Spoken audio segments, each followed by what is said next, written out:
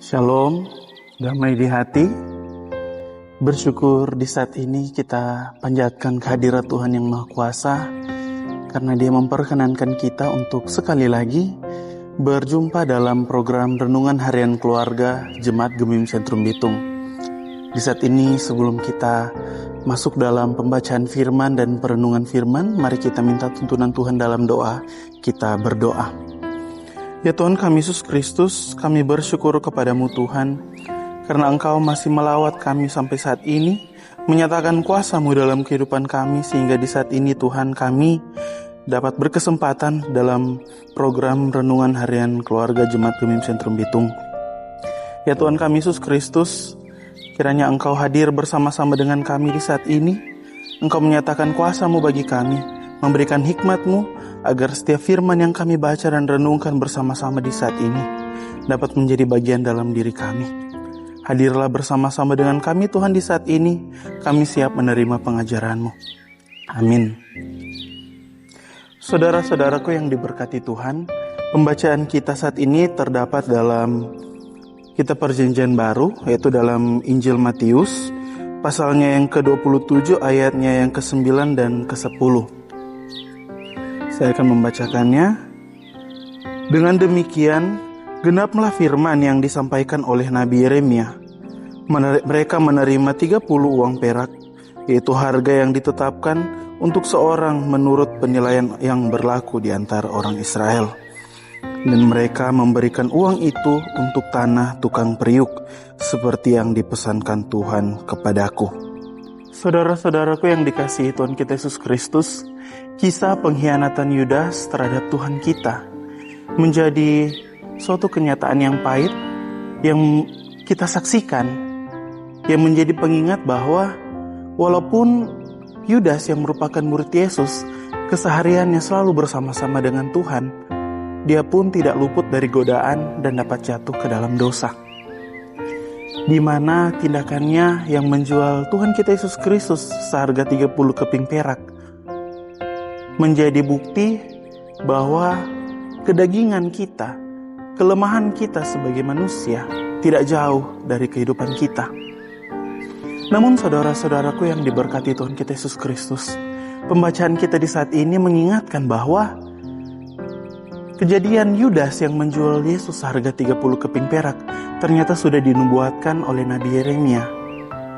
Tuhan sudah menunjukkan kepada Nabi Yeremia bahwa Sang Juru Selamat yang nantinya akan Dia utus ke dunia akan mengalami nasib yang luar biasa malang. Yesus yang tidak bersalah, Yesus yang tidak mempunyai dosa sama sekali, dijual seharga 30 keping perak. Dan saudara-saudaraku yang diberkati Tuhan, ketika kita merenungkan kisah pengkhianatan Yudas, pada akhirnya dia merasakan penyesalan yang besar dalam hidupnya. Namun, ketika dia jatuh dalam penyesalan tersebut, dia merasa kekecewaan yang luar biasa terhadap dirinya. Dia memilih untuk mengakhiri hidupnya dan bukan untuk bertobat. Dan saudara-saudaraku yang diberkati Tuhan kita Yesus Kristus, sudah dinyatakan bahwa uang tersebut akan digunakan untuk membeli sebidang tanah yang bernama tanah tukang periuk.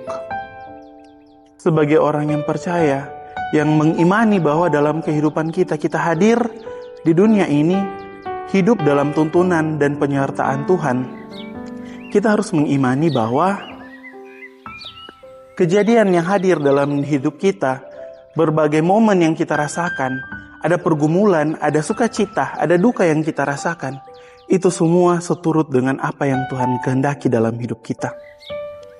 Ketika kita melihat bahwa hidup ini sudah tidak ada jalan, ketika kita bingung menapaki kehidupan ini, beban yang kita pikul terasa sangat berat. Itu semua kita imani bahwa Tuhan sudah merencanakan semuanya itu. Tuhan sudah menuntun kehidupan kita. Tuhan sudah mengatur sedemikian hidup kita seturut dengan kehendaknya demi menyatakan kuasanya dalam kehidupan kita. Sebagaimana yang terjadi tentang pengkhianatan Yudas terhadap Yesus, walaupun dalam kacamata kita sebagai manusia, kita melihat itu sebagai suatu kemalangan. Namun dalam rancangan Tuhan, dalam rencana Tuhan yang luar biasa, yang melampaui akal manusia, itu semua dibalikan menjadi suatu kemuliaan yang menyelamatkan kita manusia. Kemalangan yang kita saksikan, yang dirasakan oleh Yesus di mana dia menderita, dia sudah dikhianati, dia disiksa dan pada akhirnya dia mati di kayu salib. Walaupun kita sebagai manusia yang terbatas, kita melihat itu sebagai suatu hal yang mengerikan. Namun dalam rancangan Tuhan, Tuhan menyatakan bahwa semua penderitaan tersebut dinyatakan untuk kebaikan kita manusia. Tuhan menghendaki penderitaan Yesus. Tuhan menghendaki semua hal yang membuat Yesus menjadi sengsara. Itu semua dinyatakan demi menyelamatkan kita manusia. Saudara-saudaraku yang diberkati Tuhan kita Yesus Kristus, ketika kita menjalani hidup ini dan kita merasakan bahwa pergumulan yang kita rasakan silih berganti, beban yang kita pikul semakin berat, dan duka cita di hati kita terasa sangat berat. Marilah kita percaya kepada Tuhan, bahwa Tuhan sudah merancangkan kehidupan kita. Tuhan yang menuntun langkah-langkah hidup ini menuju dalam kemuliaannya, menuju dalam kemenangannya. Ketika Dia menghendaki kita untuk merasakan pergumulan dalam hidup ini, mari kita imani bersama-sama bahwa Tuhan memakai kehidupan kita. Tuhan ingin membentuk pribadi kita. Tuhan ingin menyatakan bahwa Dia hadir dalam kehidupan kita ketika kita melandaskan hidup kita dalam kasih-Nya. Maka beban yang kita pikul akan terasa ringan. Pergumulan yang silih berganti kita hadapi dalam kehidupan ini, kita akan menemukan jalan keluarnya. Karena kita melandaskan iman kita kepada Tuhan. Kita percaya bahwa Tuhan yang menuntun kehidupan kita.